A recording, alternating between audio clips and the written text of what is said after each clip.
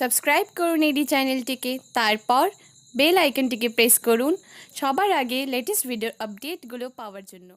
নমস্কার বন্ধুরা, আপনারা দেখছেন এডি চ্যানেল। বন্ধুরা, আপনারা জানেন যে রাজ্যের মুখ্যমন্ত্রী এবং সিবিআই এবং রাজ্য পুলিশ নিয়ে কিন্তু এখানে দুদিন ধরেই চলছে বিভিন্ন ধরনের জল্পনা। তো এরই মধ্যে কিন্তু সমস্ত পশ্চিমবঙ্গবাসী অর্থাৎ রাজ্যবাসীদের জন্য কিন্তু বাজেট পেশ গতকাল কিন্তু বাজেট পেশ হয়েছে। তো বাজেট পেশ করার পর কিন্তু আরও দারুণ সুখবর দিলেন কয়েকটি মুখ্যমন্ত্রী। তো অবশ্যই আপনারা দেখে নেবেন সেই সুখবরগুলো।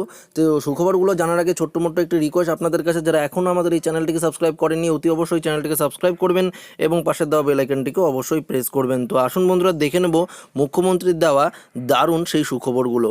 প্রথম সুখবরটি হলো 50,000 যুবক যুবতীকে বছরে 1 লক্ষ টাকার সাহায্য দেবে রাজ্য।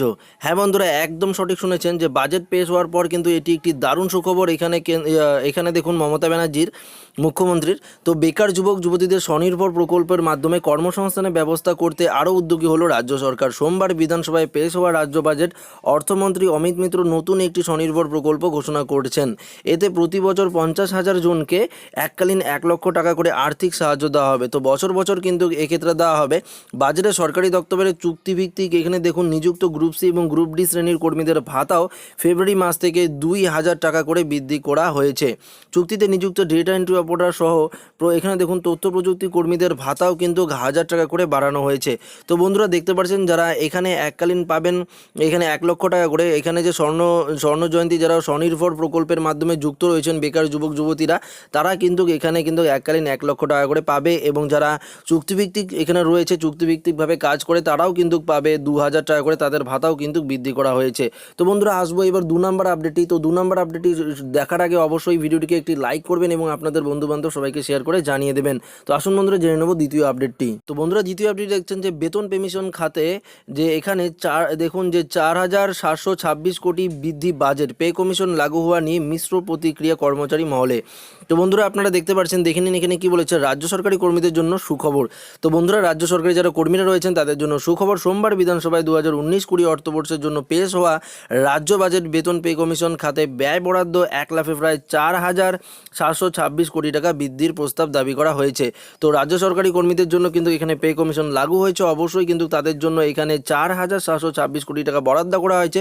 তো অবশ্যই কিন্তু আপনারা কিন্তু এখানে বেতন কমিশন যে আপনাদের ডিএ থেকে শুরু করে সমস্ত কিছু কিন্তু অবশ্যই কিন্তু তাড়াতাড়ি চালু করার ব্যবস্থা করে দিয়েছে। তো বন্ধুরা এটিও একটি দারুণ সুখবর। তো আসবো দ্বিতীয় আপডেটটি। তো দ্বিতীয় আপডেটটি আসার আগে আপনাদের কাছে ছোট্ট একটি রিকোয়েস্ট, এখনও যারা সাবস্ক্রাইব করেনি আমাদের চ্যানেলটিকে অতি অবশ্যই চ্যানেলটিকে সাবস্ক্রাইব করবেন এবং পাশের দেওয়া বেল আইকনটিকেও প্রেস করবেন। এবং বন্ধুরা আপনাদের কাছে আমি জানতে চাইছি যে স্বনির্ভর গোষ্ঠীর মাধ্যমে স্বনির্ভরের মাধ্যমে যারা বেকার যুবতীদের এখানে 50,000-এর জন্য যারা রয়েছে তাদের 1 লাখ টাকা করে দেওয়া হবে। তো এটি যদি চালু হয় এবং এই পে কমিশনও যদি চালু হয় এবং সেকেন্ড যে আপডেটটি রয়েছে সেই আপডেটটি যেটি আমি বলবো তৃতীয় নম্বর আপডেটটি, সেই আপডেটটি তো যদি চালু হয় তো অবশ্যই আপনাদের কেমন হবে, তো অবশ্যই আপনারা কিন্তু আপনাদের মতামত জানাবেন। তো আসুন দেখে নেব তৃতীয় নম্বর আপডেটটি, তারপরে আমি বলছি। যারা অঙ্গনওয়াড়ি কর্মী রয়েছেন তাদের ক্ষেত্রে কিন্তু ভাতা এখানে 500 টাকা করে বাড়ানো হয়েছে। তো বন্ধুরা রাজ্যে অনেক অঙ্গনওয়াড়ি কর্মী রয়েছেন, তো তাদের ক্ষেত্রে যে ভাতা দেওয়া হতো সেই ভাতা কিন্তু এখন থেকে কিন্তু 500 টাকা বাড়িয়ে দিয়েছে এখানে রাজ্য সরকার। তো আপনারা যত টাকা বেতন পাবেন তার থেকে কিন্তু 500 টাকা করে বেশি পাবেন। তো বন্ধুরা এটি ছিল 3 নম্বর আপডেট।